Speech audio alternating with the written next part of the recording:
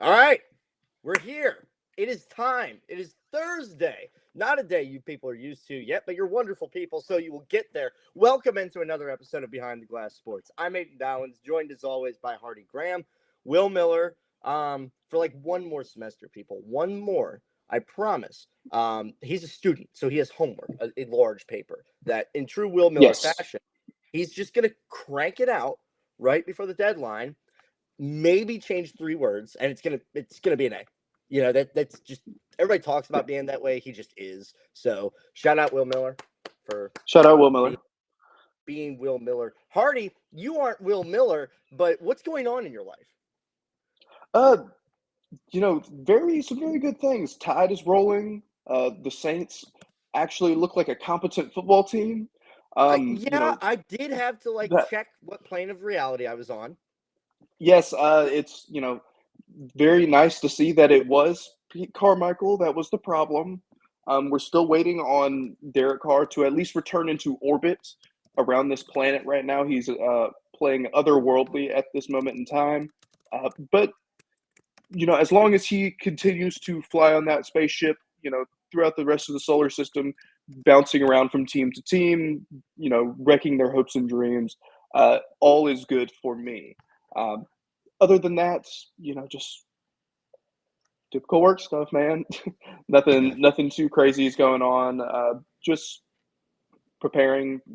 Election is in, I guess, like 6.5 weeks now.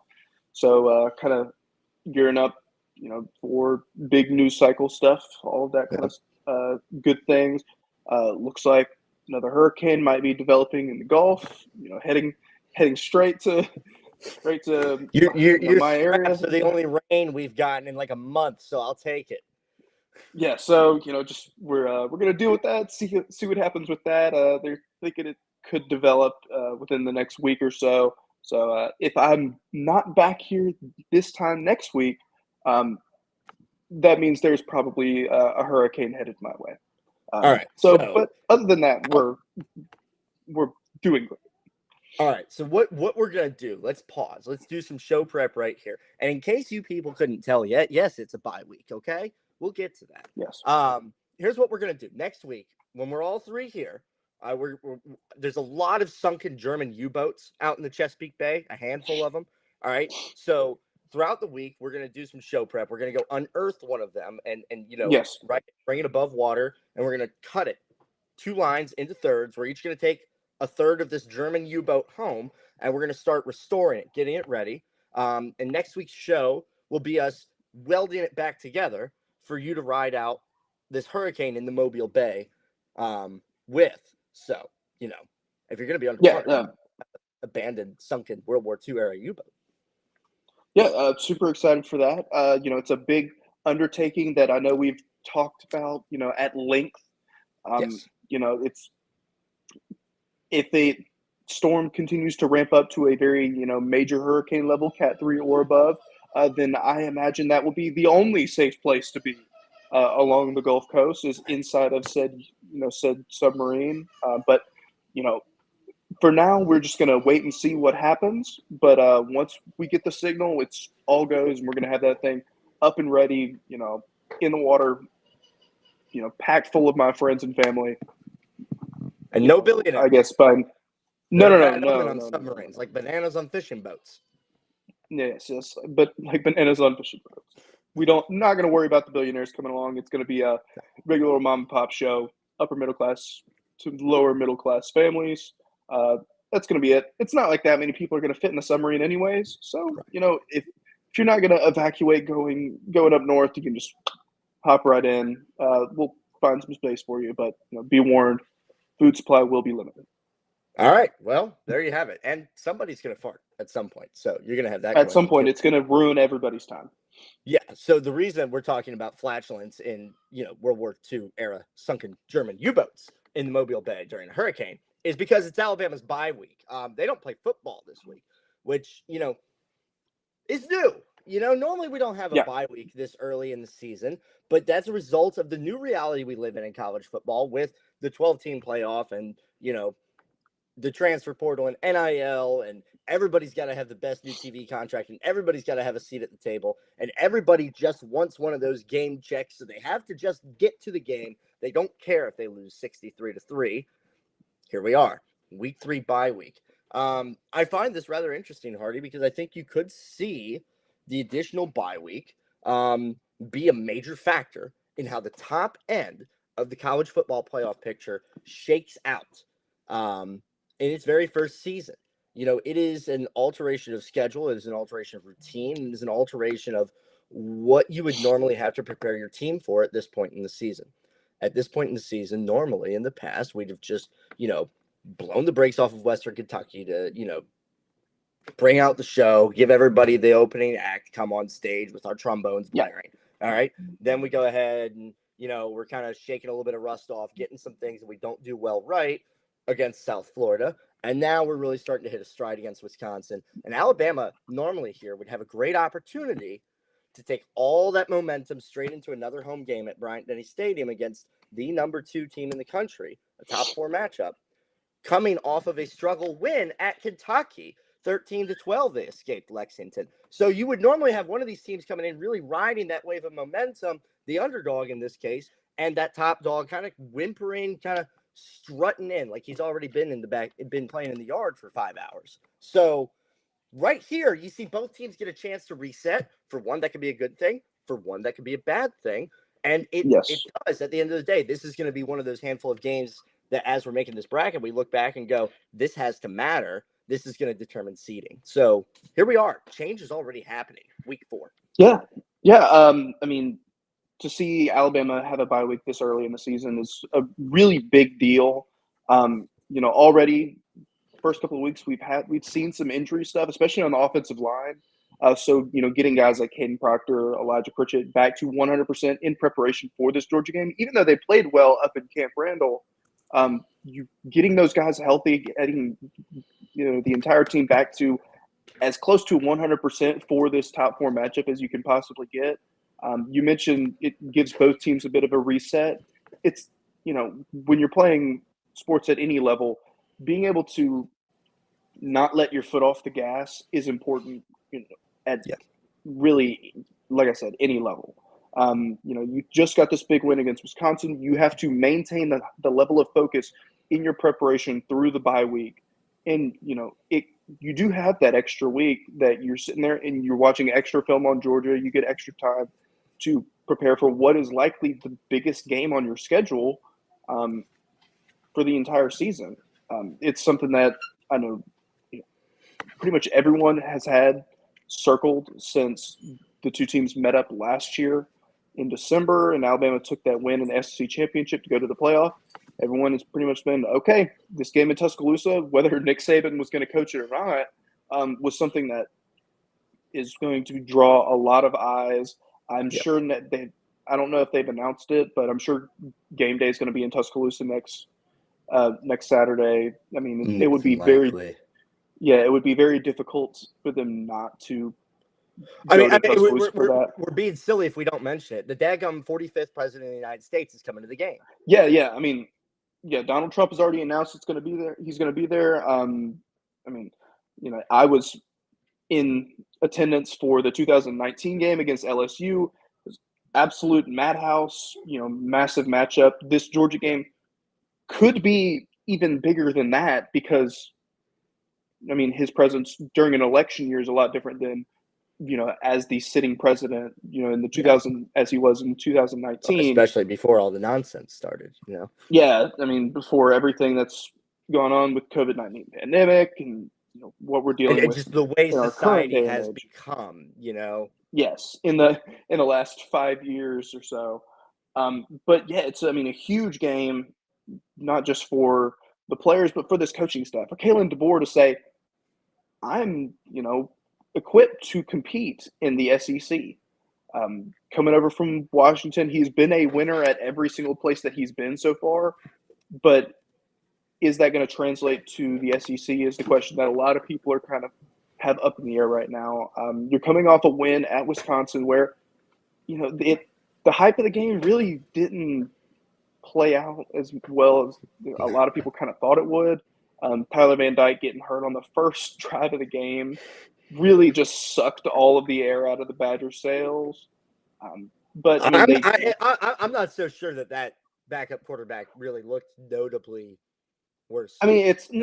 but to have a guy like Tyler Van Dyke Yeah, and just his experience, like kind of his who he is talent to your level. team. Yeah, he was named the starter. He won the battle in camp and all of that stuff. So I mean, he has that experience, and he had played against Alabama before, albeit under Nick Saban while he was at Miami. So Right. it kind of gives a different air to the game. But nonetheless, Alabama walked into Camp Randall. Jalen Milroe is staking his Hey, claim right now to be a it is Heisman Jalen Trophy candidate. Milroe. It really is. You touched on something kind of early in what you were talking about there. With the bye week and attention to detail, focus, maintaining intensity. Those are three things that really were the tenets, the three core tenets of Nick Saban's football program at the University of Alabama. Another reality of this football season, another kind of thing at play here is this is the first year of Kalen DeBoer, and behind the glass, so to speak, amongst a lot of like producers and industry people, it's been a lot of conversation about hey, we all know this is going to be good. We know we're looking at this. We know what kind of potential is here. Anything can happen, but we know this is going to be good.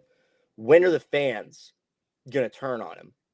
When are the fans going to have their "you're not Nick Saban" public outcry moment?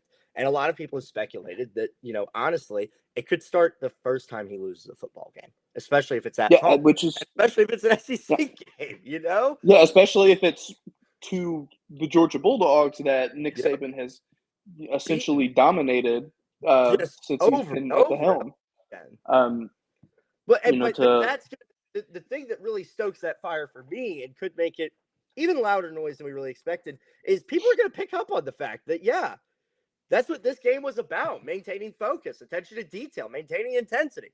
If you did that, you were probably going to come into your home stadium and get a win. So if they don't win, there's going to be 3 or 4 people that are going to at least write about it. All right. And people are going to start talking about it. I think the noise could get really loud, and that's silly. That's silly. yeah, yeah, So, it depends entirely on how this game looks. If it is a close contest, 100% all the way throughout, which I'm kind of more expecting than it to be, likely. and we'll get more into that game next week in a little bit of a preview for it. But a lot of this Alabama team does ride on Jalen Milroe's shoulders. Yeah. This is his second year starting. It is a new system that Kalen DeBoer is bringing over with him, but it's a system that just got Michael Penix drafted number 7 overall, and he's going to go sit behind Kirk Cousins for God knows how many years. One. It did, yeah. I mean, One. it worked out that well in his favor. Miller is going to have the opportunity to put up a lot of numbers. We've seen it so far. They've trusted him to take a lot of shots deep down the field, and he does love to throw deep balls, throwing them to Ryan Williams. Already planting his flag as one of the better receivers in college football. As a Not one of the 17-year-old, better true freshman receivers, not one of the better no. I first year mean, as starters. Just 100% better as one of the best receivers in college football. It'll 17 be years old. very excited to see how he plays against Georgia. That Kirby Smart defensive backs that pretty much he learned that technique and everything like that from Nick Saban. Yeah. So very very cool to see how he's going to play against them and that scheme. But back to Jalen Milroe, he is the engine that makes this offense go. I feel confident that Ty Simpson could step in and make the throws, but he cannot do all of the things that Jalen Milroe can do with the football. Yeah. I don't care what a lot of people say.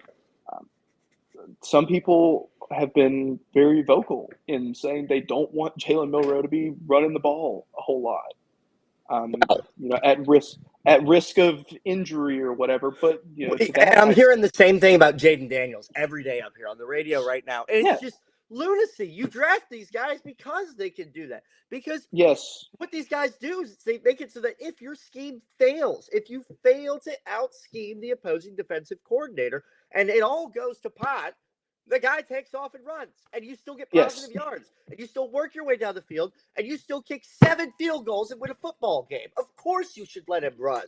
It's lunacy. It's stupid. It's Yes. idiotic. And it's the same people who still don't think Fran Tarkenton was ahead of his time and an excellent quarterback. I would agree. And with Jalen Milroe, especially, people will continue to discredit his ability to throw these short and intermediate routes. And he still does occasionally struggle from time to time with those. He has gotten better. He has improved since that, first couple of starts that he made, especially since that Texas start last year. He's improved a, dramatic amount. But he does need to look for some of those, shorter throws, little dump off passes, rather than try to take the deep shots all game, because Georgia's probably going to account for that. But right, if you have an that, opportunity to pick up 6 yards with a dump out to Justice hands, you have to take it in this kind of matchup. Yeah. Yes. You're going to have Unless to you need 9. You can possibly get. But, I mean, so far throughout the season, Jalen Milroe has just been putting on an absolute clinic. He's only got 590 yards passing so far, completing 67% of his passes. And most of the incompletions, it's only 17 incompletions through 3 games. Most of those are just because he's just throwing deep balls. Yeah. And they're the ones that didn't quite connect when they played South Florida. Had a bunch of just deep shots to Ryan Williams, especially, that they just couldn't quite. Yeah, 2 or 3 of them, they just don't connect. And when you throw 18 balls, suddenly that's 16%. Yeah, and then on the ground, he's got 156 rushing yards. Could have more, obviously. A couple of runs got called back, and he's accounted for 14 touchdowns. He's going to run the ball a whole heck of a lot, and if he doesn't run the football, then you are essentially taking away a piece of a massive chunk of your offense that every coach in college football would dream of having. So I don't understand why anyone would ever say he shouldn't run the ball. I get, the injury concerns, whatever. But, you're just as likely to get injured taking a sack in the backfield as you are, running down the field. And he's a smart player. He's a smart runner. He knows when to get down. He knows when to get out of bounds. He's done that plenty during his time. You don't really see him dropping a shoulder at dudes like Caleb Williams out here, Yeah, no, he's wants to drop a shoulder for an extra 1.5 yards on second down, like silly stuff. You don't see him doing dumb stuff. Yeah, when he takes off running, he's, very smart about it. He's one of the hardest guys to bring down, probably, now that Ryan Williams has joined the team, he's the second fastest player on the football team. Yeah. Him and Jeremy Bernard, you never know. He might be the third now. He might be. Yeah, he might be the third now. But still, at the end of the day, he's one of the most dynamic players in college football. Yeah. Using him to his max full potential requires him to, really run the ball effectively. And let's throw that deep ball that he's been really good at. Let's say, okay, let's give not Tom in Aliceville. He has a brain. Let's give Bama Nick, all right, his wish. Shout out Bama Nick. Thanks for letting us use you as an example here. Much love. But let's use Bama Nick as the example. Let's give Bama Nick his way. Jalen Milroe is going to stop running the football because he doesn't want him to get hurt. Okay, you take away the quarterback run. In this hypothetical fantasy world, why is Jalen Milroe still your QB1? Yeah. If you're not going to run the ball, he's not the most efficient runner of these short and intermediate routes, which is all you're going to get to move down the field with. You're not going to get as many of your deep shots if he can't take off and run. It's not going to happen. Yep. So, in that world, why is Jalen Milroe your QB1? And at that point, he's on the bench. Why do you care if he gets injured? Let him run. Yeah. Well, and at the end of the day, you're trying to win football games. Putting your team in the best position to win football games is what every coach, every program should be trying to do. worrying about something 8 to 10 weeks, maybe 12 weeks down the line, is just a fallacy. That if you don't have that, it's a miscarriage of responsibility. yeah. If you don't, use all the tools that you have at your disposal now, then you probably won't even get the chance to play in those games 8 to 10 weeks down the line. And so, just to in this little rant about Jalen Milroe, I mean, you have to use him in every way that you possibly can. I think so far throughout these 3 games, this coaching staff has done a very good job of putting him in a position to make big time plays. That drive right there before the end of the first half up in Camp Randall this past weekend to score that touchdown was probably one of the best executed drives I've ever seen Milroe put together. All the throws were on target. Did everything he could possibly do. They scored in 17 seconds. Something like that. I mean, that's like the amount of time it takes to score in lacrosse. It was silly. Yeah. I mean, and that just shows you this team has the ability to just flip a switch and go at any time. So it's like 7 more seconds than it would take if they just sprinted straight down the field with the football all 100 yards. Yeah, pretty much 17. Yeah. But nonsense. But there's some former Alabama quarterbacks. Oh, making news in both the college and NFL ranks. Okay. And a guy that has really kind of made a name for himself so far in this college football season is Eli Holstein. It's a guy that Aidan was very, very big on coming out of high school. A guy that Aidan really thought would take the starting position probably after Jalen Milroe ended up graduating or leaving for the NFL at some point. No, I really thought he was the next guy to just wait in the wings, Yeah, but Eli Holstein, he is now the starting quarterback for the Pittsburgh Panthers. At this moment in time, he is 9th in all of college football in passing yards with 936. Has really been putting together a fantastic season as a redshirt freshman for the Panthers. So he's going to be there for a couple of years. Has just been absolutely dealing 9 touchdowns to 2 interceptions.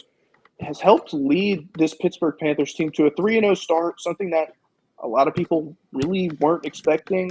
Put on a heck of a game against West Virginia this past weekend. I don't know if you were able to catch any of it. And let's be clear here. We come off as stats nerds sometimes on this show, and we did some stat nerdy stuff here recently. Not a heck of a game from like a stats nerd's perspective. Heck of a game, like just a human being, male, with a set of nuts going out there and saying, "That's my dub, give it to me." Yes, as a redshirt freshman, the ability for him to go out there and just really throw the ball with little to no remorse. Just such authority. Taking everything the defense gave to him, rifling passes into really tight coverage and completing it at a really, really high rate. They got into a shootout with the Mountaineers, a team that was kind of expected to be pretty solid in the Big 12 this season. Now they have, of course, dropped 2 games at this point, one against Penn State and now to Pitt, but I think they'll still be pretty competitive in the Big 12 once they get into conference play. But they'll get to the 8-4 that they deliver every year. Holstein looked every bit the part, every bit the guy that Aidan thought he would be coming out of high school. It's 2 weeks in. Yeah, of course, things can happen, of course, but for a guy that is essentially, I didn't know he was going to be thrust into this starting job immediately after transferring out of Alabama. And that surprised me. I turned on the game, just to check it. There wasn't a lot of other good football going on that Kent State game, and he's playing. And I'm like, yo. Yeah, and he's done very, very well. They're going to play Youngstown State this upcoming, or this upcoming Saturday. So should be another win for the Panthers. It would be I kind of just I with how the ACC has been playing out so far. It would be pretty damn funny if Holstein and the Panthers kind of planted their flag very early on in this season, picked up a couple of big wins, because he has a chance to really make a name for himself in college football. Not very many guys get to start as freshmen. I know he's a redshirt freshman, but not very many guys get that opportunity. Um, he's got the opportunity to be a 3, possible 4-year starter at one university. You know, there has been some really elite quarterbacks to attend Pittsburgh. Dan Marino, obviously, being the number one guy there. But I mean, arguable. Kenny I mean, Pickett. after 3 weeks, it's clearly Eli Holstein. Yeah, I mean, shoot, Kenny Pickett went to the. I mean, he was a Heisman finalist a couple of years ago. Leading them to an ACC championship. So Pitt has had some success recently and a history of success. Dating back however many decades ago. For him, and that is a very NFL oriented city. So I don't think if he does struggle at all this season, I don't think the fan base is going to jump on him too quickly. It'll give him time to. That's a great point. The pressure doesn't really exist as much, and you could sort of see him maybe flourish a little more because of that. It's interesting. You bring up where they're going to play out in the how things are going to play out in the ACC. I mean, Syracuse and Virginia and Boston College are currently tied for first place with one conference game played and won. All right, Georgia Tech is in fourth at 1-1. Pitt's in a what is this 10-way tie for fifth? Holy crap! Yeah, all the teams that have yet to play a conference game, essentially. So we don't really know intra conference what these teams are going to look like. When I'm making this point, do not let the Cal Bears slip out the back of your head. Don't let that happen because they're in the ACC now. But you look across the ACC, Georgia Tech does look like a good football team. Boston College does look like a legitimate and competitive football team. Cal looks like a good football team. Pitt looks like a good football team. But I think I don't really know who else is going to step up and not really necessarily be as good as them, but play as consistently. That's a program. Yeah, I mean, that's the big thing. Ability. They know how to see things through. You really could see the Pittsburgh Panthers with true freshman quarterback Eli Holstein win the ACC. And Hardy, if that happens, and it happens in conjunction with him, are you throwing a party? I'm throwing a party, but I'm not gonna throw a party because some analyst on television started talking about him for the Heisman Trophy as a sophomore. I'm not gonna throw that party because I think it's early and hot takey, but I think you could start to see that dialogue simmering. Yes, if he continues to put up, really good statistical value, which I imagine he's going to do because Pitt looks to have full confidence in him to go out there and just sling the ball around as much as he can possibly do. He's going to have a lot of opportunities. Just taking a quick glance at their schedule, I'm not going to hang on this too long. Just taking a quick look at their schedule, I mean, they have this Youngstown State game. And then they get into conference play. They go to UNC. They get Cal at home. They get Syracuse at home. Those are both good football programs. So Syracuse is really surprising a lot of people. Yeah, Kyle McCord has been doing really well. My fraternity brother Tyler Brewer is up there on that Syracuse coaching staff. So they're doing some pretty good things. SMU, we don't really know what they are. And then they close out the season with Clemson, Louisville, and Boston College. Who knows what Boston College is going to be at that point? Who knows what Clemson's going to be at that point? Are they still going to be competing for a playoff spot? Or they kind of are going to dabo out and finish with 3 or 4 losses? Don't know what they'll get Louisville's West Virginia in the bowl game and lose. Yeah, so I mean they don't have to worry about playing a Miami team that's been really, really good. They don't have to face that rushing attack for Georgia Tech. So there is a real shot that they're going to be up there near the top of the ACC as long as Holstein continues to play at an elite level, at least by ACC standards that he has played at so far throughout this point in the season. Aidan, do you have anything else to add about Mr. Holstein and his start so far as a redshirt freshman for the Pittsburgh Panthers? Yeah, I mean we're updating people on former Alabama quarterbacks here. We're speaking to Alabama fans predominantly, and I think that because we're Alabama fans, we view things through a lens of eliteness, and they can make us very jaded to what, without that lens of eliteness, is also very good football and very good performances.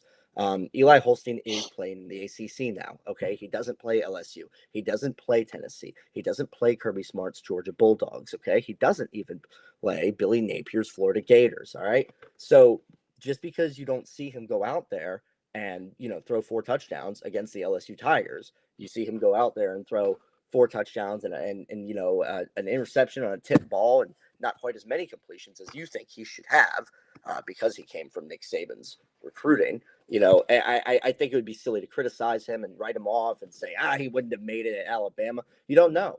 You get asked to win the games in front of you, and he's winning the games in front of him, and he's doing it really well. Just like Kalen DeBoer, we hype him up as a winner because he's 112 and -7, and we say, it doesn't matter what level you win at. A winner's a winner. He knows how to win. You can't teach that.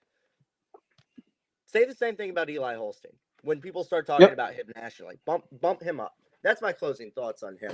Let's move on to this is going to be a good one. You people should enjoy this. Hardy Graham. Are we going to do the Talk Tua version of this podcast, or we move it on to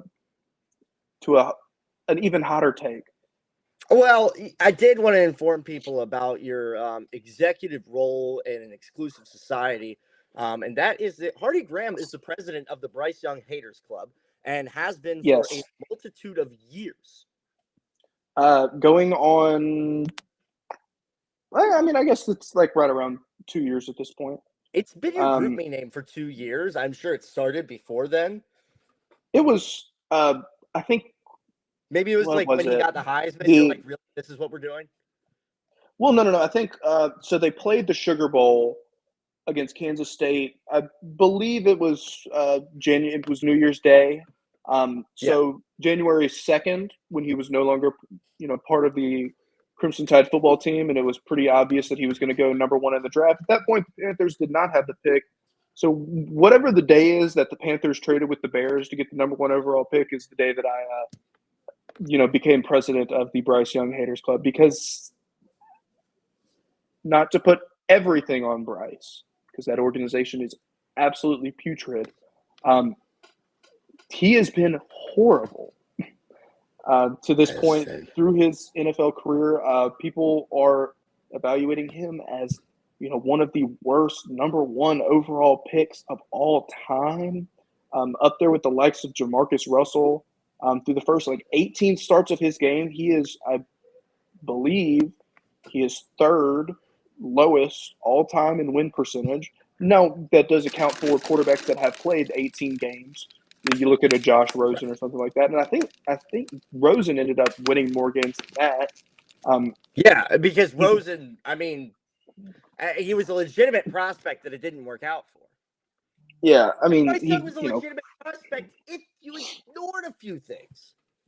Yeah, and this Carolina brought him in to essentially be a savior, and he has regressed a lot. The idea that Bryce Young had a lot of that, magic, like magician Johnny Manziel type of is able to break out of the pocket, run around, scramble, and then make a crazy throw. And for years, people have said you cannot do that in the NFL and expect it to work. He tried to do it in the NFL, and it has not worked whatsoever. Especially it's because I said the same thing about Kyler Murray coming out. But Kyler Murray is a far better athlete than Bryce Young. Exactly. And to some degree, it hasn't worked all that well for Kyler either, although he has his moments, But, yes, but you're Kyler has had some success. Kyler still has a fantastic arm. Bryce has, he's got great touch with the football. Great touch, accuracy, placement. Yeah, I've seen him makes the right decision. But that's the thing. now he's not making the right decisions. That's been really the majority of where all this bad juju is coming from, is that Bryce Young, the thing that he did better than really anyone else in the country while he was at Alabama is protect the football, not, even though he was making all these crazy plays, the throws were always the right throws. Yeah. They were always the smart throws, either maybe, doing the crazy play just to check the ball down, throwing it He to he open wasn't guys. choosing something other than C on the Scantron just because he looked back Yes. and saw that he'd put C 9 times in a row. Yes. And, what he has done during his time at the Panthers, you know, again, they have not given him much help. Their offensive line is better this year than it was last year. Last year it was putrid. It's pretty close to league average this season. They've essentially, the whole organization has traded away just about every solid weapon that they've had.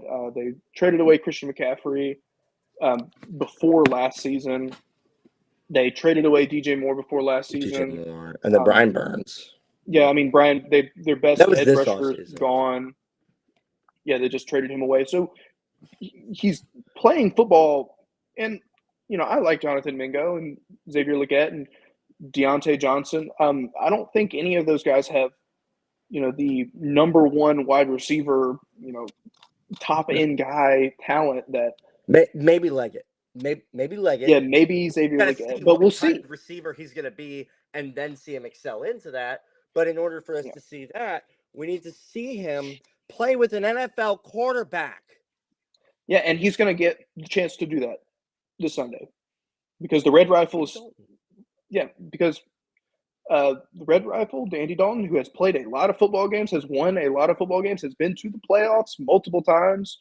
The guy who stepped in last season, and his one start with the Carolina Panthers was the single highest point total in any game they scored all last season.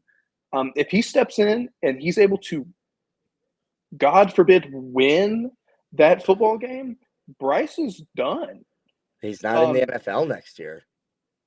He's going to get cut. He's going to clear waivers, and nobody's going to sign him. And the only way that he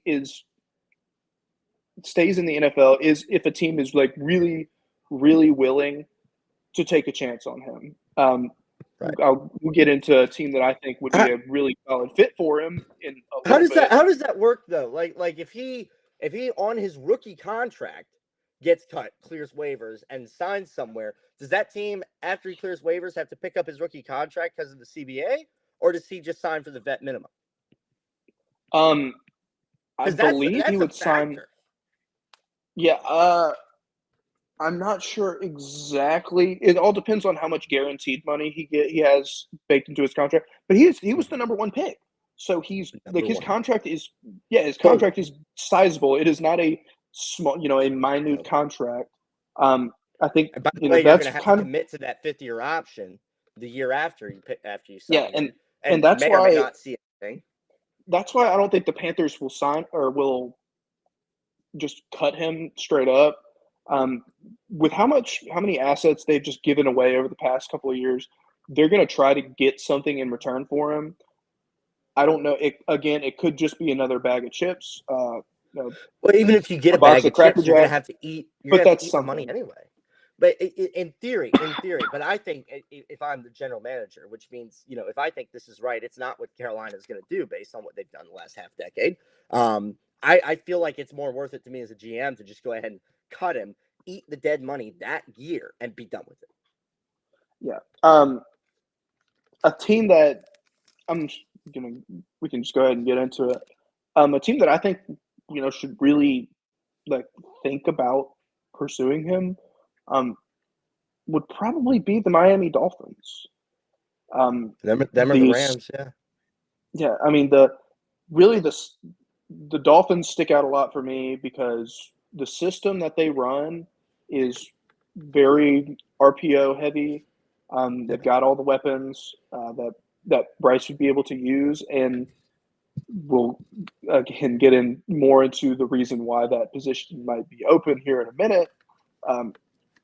But I think that would I didn't be, even see you going there with that, actually. Wow. Okay. but I didn't really see, you know, that's kind of the ideal spot for him because if he is, because we saw Baker leave Yeah. Cleveland and go to Carolina, and it But he was looked like worse than it was in Carcass. Cleveland. We saw Sam Yeah. Darnold leave New York, leave the Jets, and go to Carolina, and it was again bad. Both of those guys are now playing for organizations that have at least somewhat of an idea of what they're doing. Sam Right. Darnold looks like a competent quarterback in Minnesota with a weapon now that he can Oh, use. time out. Time out. Wait.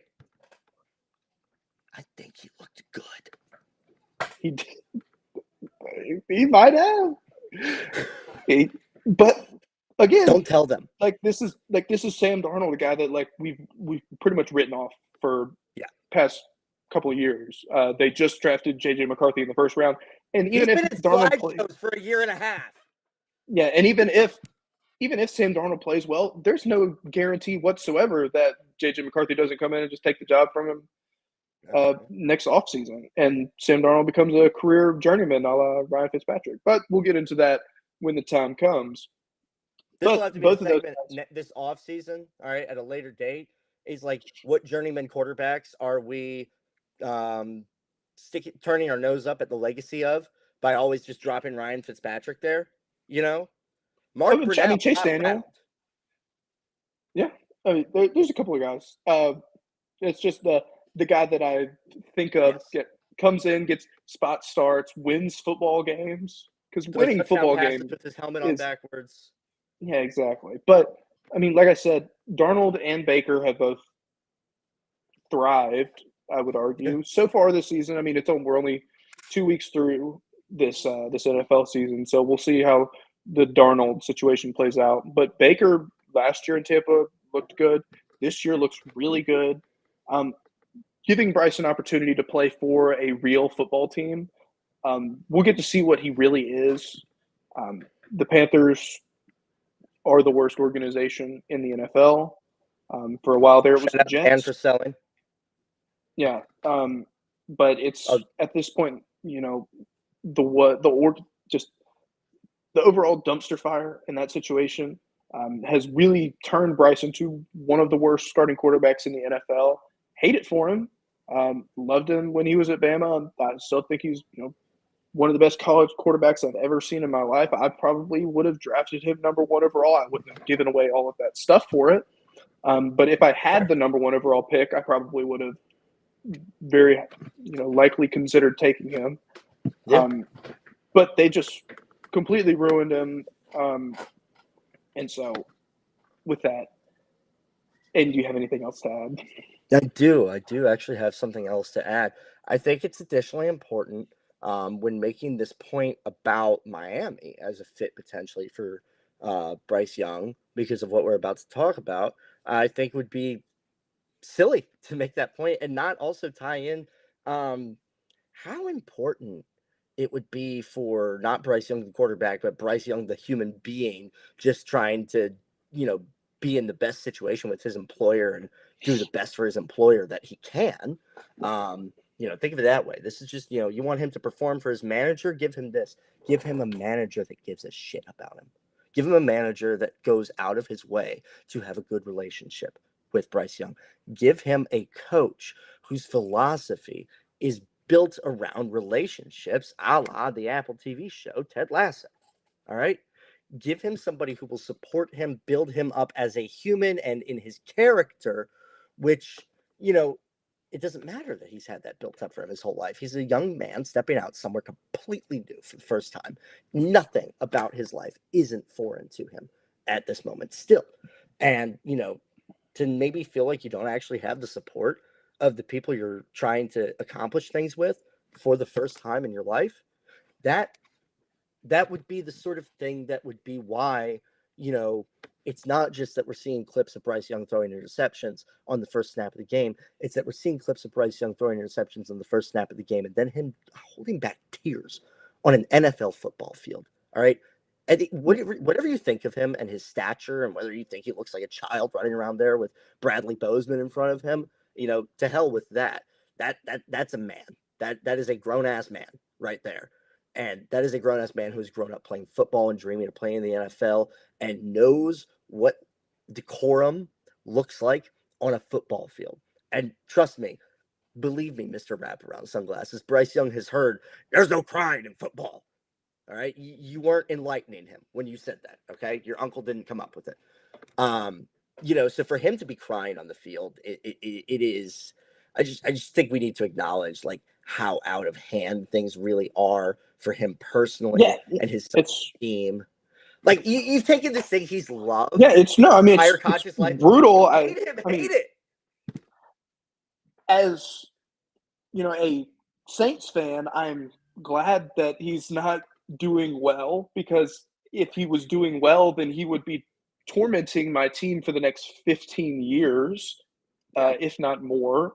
But like I do genuinely, because of who he is and how but I he do would take it and run with genuinely hate it for him. The situation that he's been put in.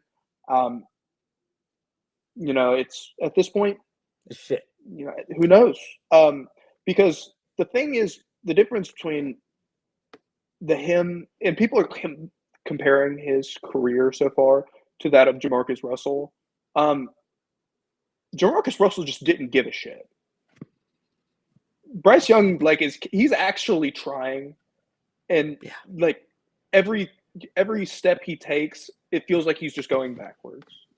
And it's going to take someone is going to have to trade for him and say, Bryce, we're going to actually develop you, something that you probably have never had to do your entire life. Because Bill O'Brien definitely for sure didn't develop him while he was at Alabama. He said, Bryce, go out there and make plays, man. Bryce came from modern day, most of the quarterback we saw at Alabama. Yeah, I mean, he has been at the top, at the pinnacle of his, whatever level of football he's been playing at. He has been at the top of it. And now for the first time in his life, he has been knocked way the hell down. And so he definitely needs a, supporting cast, an organization that cares about him too, because the talent is there. And that is part of why it's just so vile. It makes me want to vomit to see how bad he has been playing, because let's not mince words, he has been bad. So bad doesn't do it justice. Horrible. I mean, Hardy, I feel like I'm watching that clip I sent you over and over again.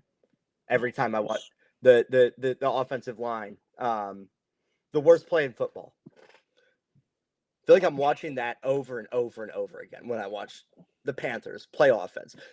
Their defense, hold on, timeout. Let's acknowledge something. Guys, there are men playing defense for the Carolina Panthers that are good at their job. That's it. There are. That's the last thing I have to say about the Panthers. Yep.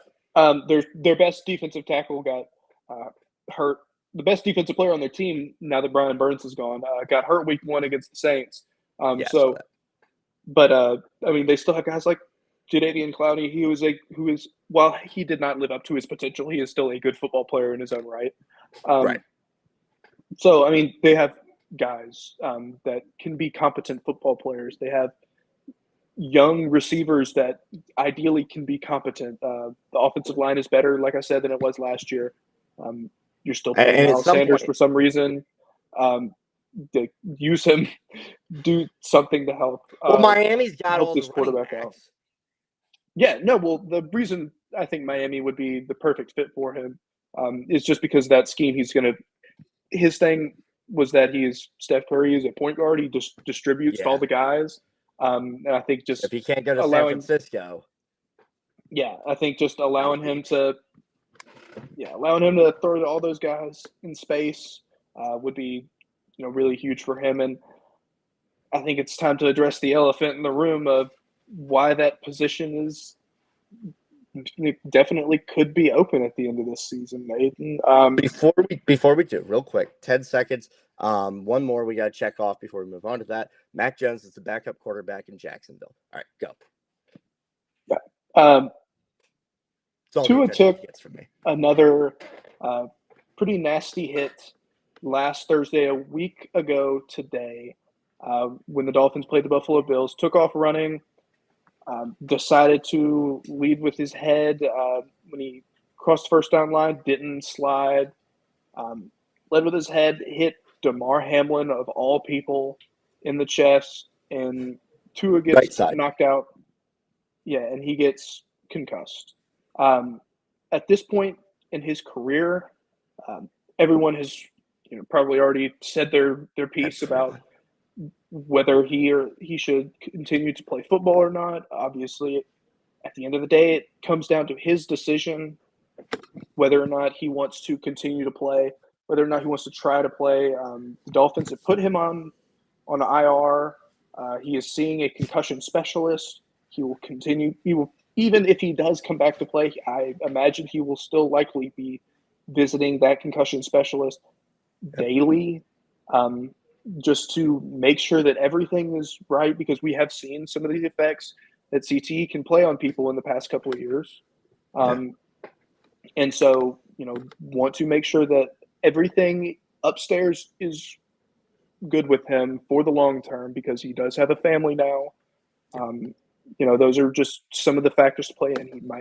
And if he feels obligated to play out the rest of this contract, because they just gave him a massive extension,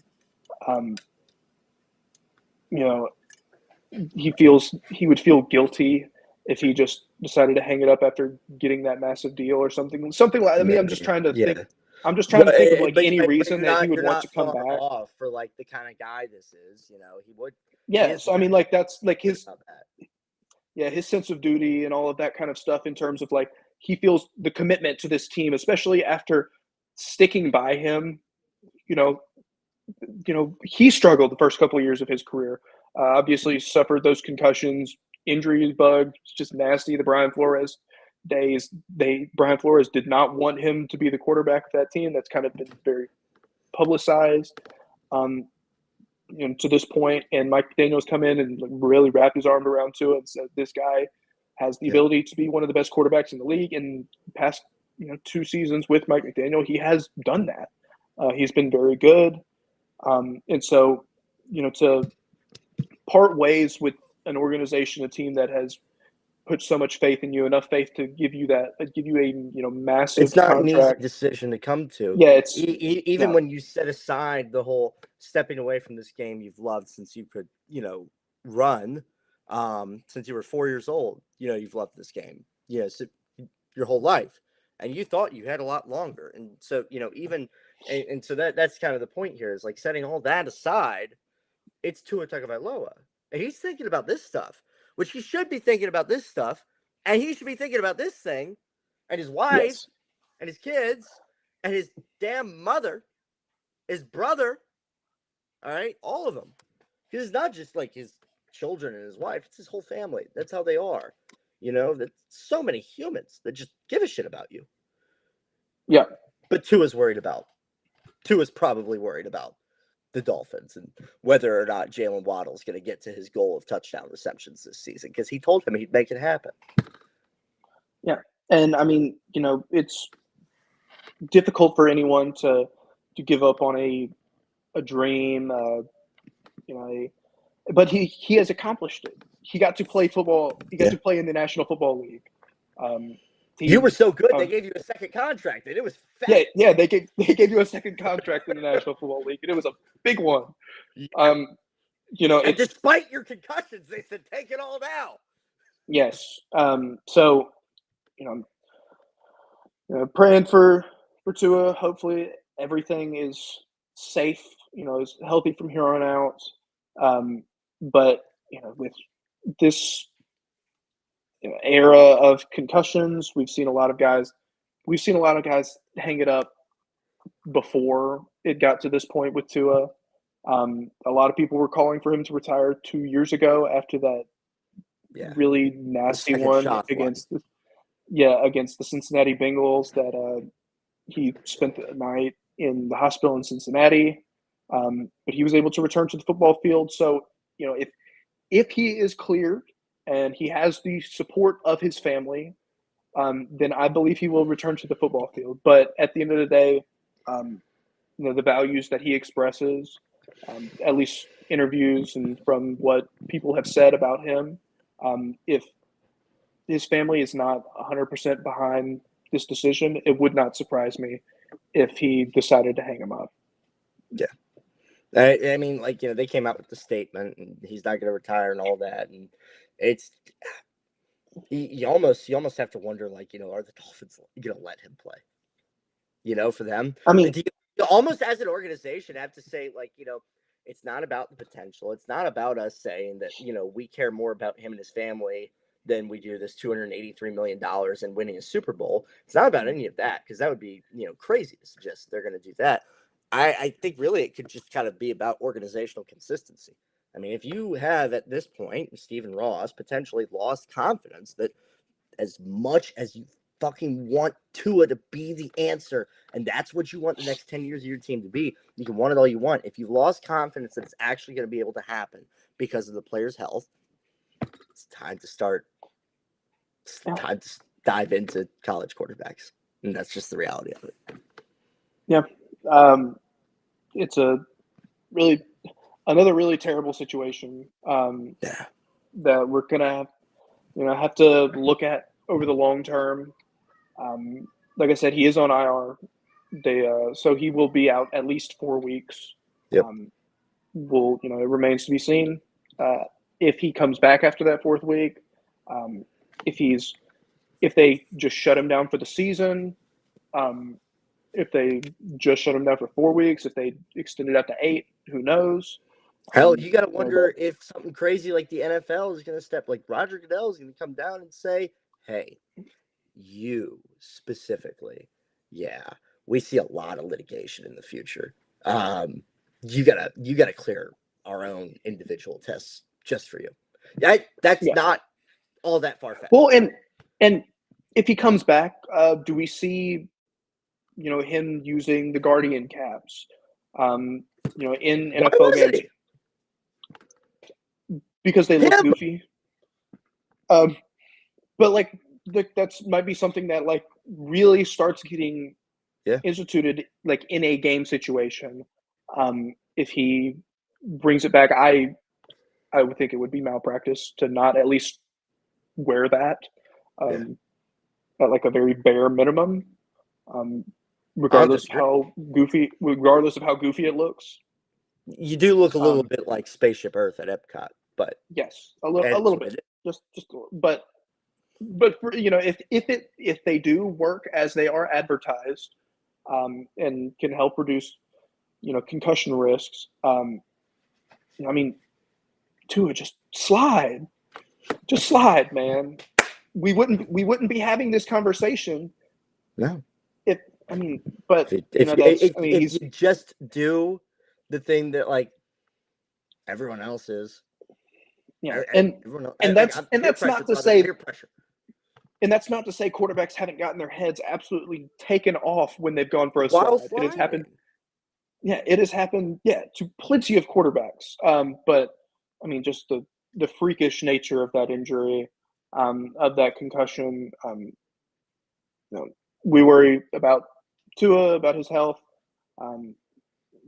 If we see any updates, we'll be sure to mention them on this podcast whenever we get the chance. But to this point, that's really all the information anybody has. Aidan, do you have anything else to add, or I guess we can get out of here? Well, no, not for Tua. Let us not forget that Jalen Hurts is still that man. Really, just he's an Oklahoma quarterback. What are you talking about?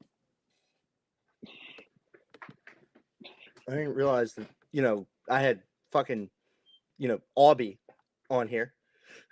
My quarterbacks don't lose to the Falcons. Auburn memes. Hey man. All right, so I want to touch on that just real quick. All right. We could just end on a little bit of a lighter note. Right. I think that if you're looking at some correlations, some coincidences between how last season ended for the Philadelphia Eagles and how they looked on Monday night, and maybe a little bit of kicking the rust off in Brazil, I think it's easy to say, oh, crap, there's still problems there.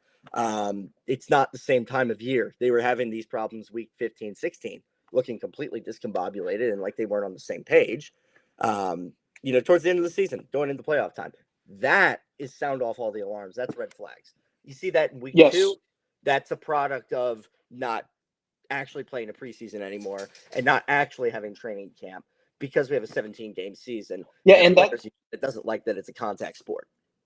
Yeah, with how some of these teams have started so poorly, some teams that everyone thought would be playoff teams, how poorly they've started. I'd be curious to see if we start seeing these teams play their starters a little bit more in the preseason, at least like one full game. You got to think that you sort of have to. Just, we'll see what these teams do. Obviously, they want to protect their, $100 million investments. All kudos to that. But the Eagles we'll see if they can get it back on track this Sunday because they head down to the Superdome to play the Saints. I think y'all might have a reality check. We could. We very well could. The Bengals as mentioned at the very start of this episode, Derek Carr is riding on this magical spaceship around the solar system. He's revolving around the sun at this moment in time. At some point, he's going to have to refuel, and so he will have to make a pit stop on Earth. Will he be able to take off again from after that for a possible second mission? And then who knows, a possible third, maybe later down the line if they make the playoffs. Who knows? But yeah, for right now, why don't you just tell Derek Carr to use the gravity of the sun as a slingshot so he doesn't ever need fuel again? Well, the problem is no. I mean, like, ideally, if he just maintains orbits, then maintains a level of consistency that I would honestly love. But at some point, when you're just in orbit, at some point you're just floating there. You're not really. You have to move. You have to change as the world around you changes. And the Saints rocket ship is at this moment it is cruising and really advancing far beyond what any other team in the NFL has done so far to this season. We'll see if Clint Kubiak can keep that up when the Eagles play the Saints this upcoming Sunday. Well, not to burst anyone's bubble here, but it is time to end this show. We should be wrapping it up, and I just feel like we should make sure everybody knows that it is a massive disappointment what I'm about to tell you, but you're always just kind of floating there. It doesn't matter how long you've been in orbit. It doesn't matter how fast you think you're going, what direction you think you're going in, and what you think your destination is. We are all balls of flesh on a massive planet that floats through a much more massive solar system around a sun and is part of a much more massive galaxy, which is part of a much more massive universe. And everything is just drifting and expanding and contracting and floating about wherever it pleases. So no matter if you are barreling 90 miles an hour down the road on the way to work to punch in at 7:59 so that you're not late, it doesn't matter. You're just floating. Chill out, man. We're all just floating. With that, it's time to end Behind the Glass. Enjoy the ride. Enjoy the ride, man.